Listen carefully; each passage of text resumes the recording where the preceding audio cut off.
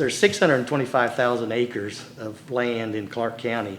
430,000 so far have been burned up. So much of us, you don't think it's going to happen. That it can happen. It's like the distances that it covered and the scope that it covered, there's no way. I mean, that just doesn't make sense that it can do that. And then, after it did it, it's right on top of you. People are putting down cattle and going back for more shells. Those that are salvageable, they've moved, and if they were on wheat pasture, they're in good shape. But if they were in grass, they're gone. We estimate we're probably have lost over 500 head plus, but yet we have neighbors that have other herds that have lost all of them completely and didn't have cattle on wheat pasture.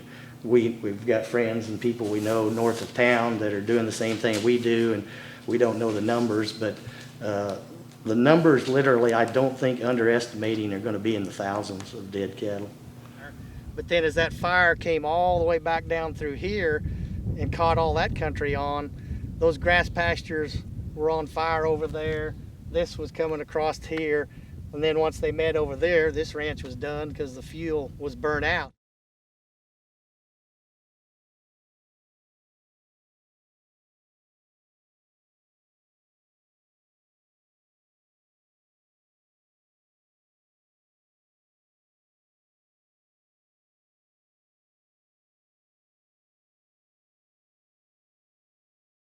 Apparently, there was a gentleman that had burned some weed round bales that they baled up the weeds, and he just baled them up so he could burn the weed seed.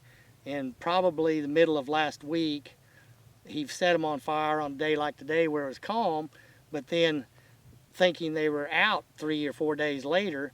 But when the wind kicked up in that 40 and 50 mile an hour wind on Monday, that gave the oxygen and fanned the flames to that, and as we understand, that's what set everything off.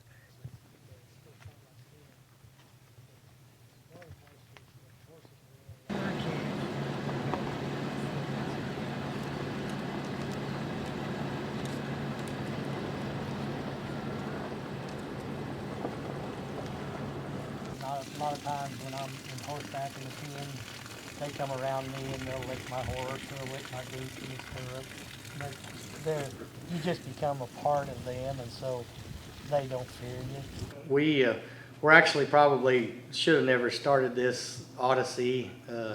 We were too late when we started it and should have never attempted it, but he still had 3 horses that were at his barn and corral, and his family had some family dogs in the house, but I met them at his house with a pickup and trailer, and as I came around the corner with him and his wife in front of me, they both stepped out of their pickup, and we met the fire at the back entrance to his house or property. And inside the pickup and trailer, I could already feel the intensity of the heat inside the rolled up windowed cabs. And then all of a sudden, the world just completely blacked out with the smoke and the dirt and the wind, and I lost sight of my brother and his wife Eva, and but my instant panic in that motion was to turn around while my compass was still functioning in my head, and I thought I knew where I was going to get out of there because I knew we couldn't get any horses loaded without any of us dying. But his wife had already started to go to the house to try and get the dogs out. He had taken a few steps towards the barn, and I visualize after I think back on it, the fire had to have pushed him back towards his pickup. But in hindsight, as we visited, he had gone towards the house to find Eva while she was in there.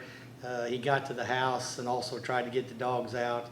They got to the door and the dogs wouldn't come through the door, but he looked out and saw that his wife's pickup was gone, and by that time the fire had gotten into the yard, and he ran through the fire to get to his pickup and jumped in the pickup, and we all three somewhat exited in different locations, but the intensity of the fire, I found out later on third hand, the fireman that was looking in down where we were at the location the fireman declared that he'd never seen anything so scary in all his life.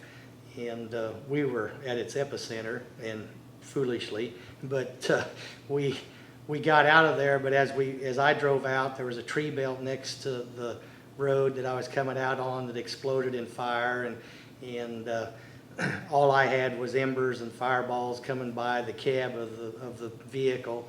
And while we got this is just in a less than a quarter-mile area of distance that we're talking about, and as we cleared his place of residence and property, we congregated in a wheat pasture north of there where the fire couldn't have any fuel to burn, but we were still in a cloud of smoke and dust, and we were in the middle of the afternoon, and it was like nighttime out there, and we had no contact. And then I found my sister-in-law, and she was out there all right, and we were in pickups side by side, and then several other pickups congregated there. And then ultimately, I estimate is probably a half hour passed, and finally a fireman came by and took off his mask and said that the all clear had been given and that Mark was out.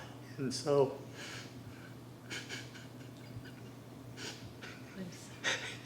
but it's a great deal, because all this that's left is small potatoes, with all of our family together and back together. We'll continue forward, and we'll make it, and with the strength of our family together, we'll survive. But our story's not unique. All across the county and the state, same kind of things have happened, and hopefully in these kind of deals, people will be smart and use their head, and an animal's life means a lot to a lot of people, but it's not worth a human life. And we came pretty close to sacrificing ours in the name of the animals. And the good ending to the story, the 3 horses that we were after survived, and so we needlessly went down in there to get them. The 2 dogs didn't make it, but there's a lot of other animals on the ranch that didn't make it too. But the good thing is we're all still intact and alive.